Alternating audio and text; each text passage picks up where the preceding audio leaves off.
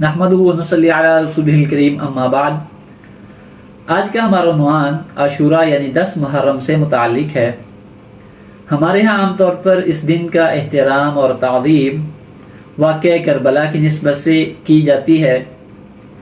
اس میں کوئی دو رائے نہیں کہ کربلا میں حضرت امام حسین رضی اللہ عنہ اور دیگر اہل خانہ کی شہادت، دیگر اہل بیت کی شہادت، یہ تاریخ اسلامی کا بہت بڑا سانحہ تھا۔ لیکن حقیقت یہ ہے کہ عاشوراء یعنی 10 محرم واقعہ کربلا سے پہلے امت محمدیہ اور اس کے ساتھ ساتھ دیگر امتوں میں بھی قابل احترام رہا ہے۔ اگرچہ حضرت آدم علیہ السلام اور ان کے بعد دیگر انبیاء کے واقعات کو 10 محرم کی نسبت سے بیان کیا جاتا ہے، لیکن ان روایات کی سند میں شدید کلام ہے، یہاں تک کہ انہیں موضوع بھی کہا گیا ہے۔ البتہ کچھ چیزیں صحیح اور مستند روایات سے ثابت ہیں۔ مثلا 10 محرم کا روزہ رکھنا۔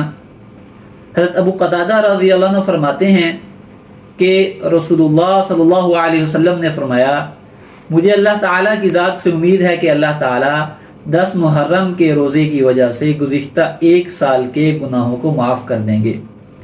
صحیح مسلم۔ اسی طرح اس دن میں حضور نبی کریم صلی اللہ علیہ وسلم روزہ رکھتے اور قریش مکہ یعنی جاہلیت میں قریش بھی اس دن کا روزہ رکھتے تھے۔ حضرت عائشہ رضی اللہ عنہ سے روایت ہے، فرماتی ہیں کہ اس دن میں قریش روزہ رکھتے اور حضور نبی کریم صلی اللہ علیہ وسلم بھی روزہ رکھتے تھے۔ پھر جب آپ صلی اللہ علیہ وسلم مدینہ منورہ تشریف لے گئے تو خود بھی روزہ رکھا اور دوسروں کو بھی اس کا حکم دیا۔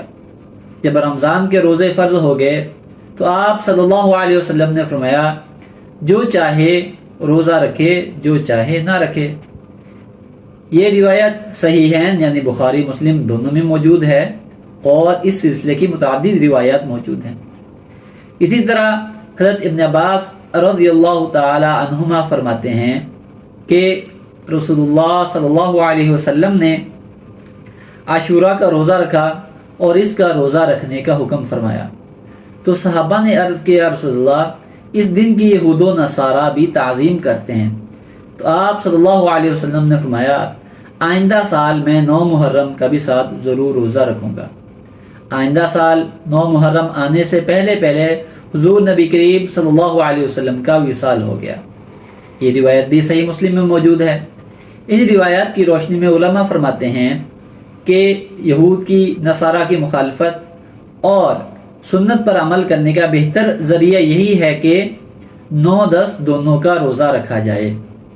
البتہ اگر صرف 10 محرم کی فضیلت حاصل کرنے کے لیے 10 کا روزہ رکھ لیا جائے، کیونکہ آج کل یہود روزہ نہیں رکھتے، تو اس کی بھی اجازت ہے، لیکن بہرحال 9 یا 11 کا روزہ ساتھ ملانا یہ بہتر ہے۔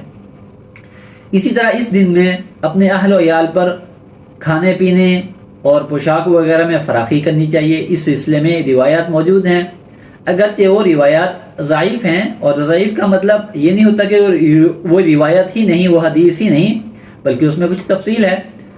تو اس سلسلے کی روایات ہیں اور وہ کئی کتب حدیث میں متعدد صحابہ کرام رضی اللہ تعالی عنہم اجمعین سے مروی ہیں۔ مثلا حضرت عبداللہ بن مسعود رضی اللہ عنہ فرماتے ہیں کہ رسول اللہ صلی اللہ علیہ وسلم نے فرمایا، من وسع علی عیالہ یوم عاشوراء لم یزل فی سعد سائر سنتہ۔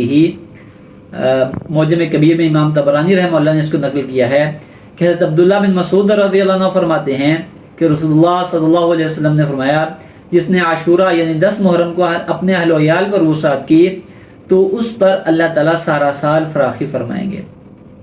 اسی طرح ابو ہریرہ رضی اللہ عنہ سے شعب الایمان میں بھی مروی ہے، موجود ہے، منقول ہے، اور اس سلسلے کی دیگر روایات، اس معنی کی دیگر روایات حضرت ابو سعید خدری رضی اللہ عنہ، حضرت جابر رضی اللہ عنہ سے بھی مروی ہیں، اور ان کتب کے ساتھ ساتھ مشکات المصابیح، معجم لابن عربی، الترغیب والترہیب لقوام السنہ میں بھی یہ روایات موجود ہیں۔ لہذا اپنی حیثیت کے مطابق انسان اپنے گھر والوں پر 10 محرم کو کھانے پینے اور پوشاک وغیرہ میں وسعت کرے۔ تو یہ کام کرنے کے ہیں، یہ کرنے چاہیے۔ اور اس کے علاوہ دیگر خرافات سے بچنا چاہیے۔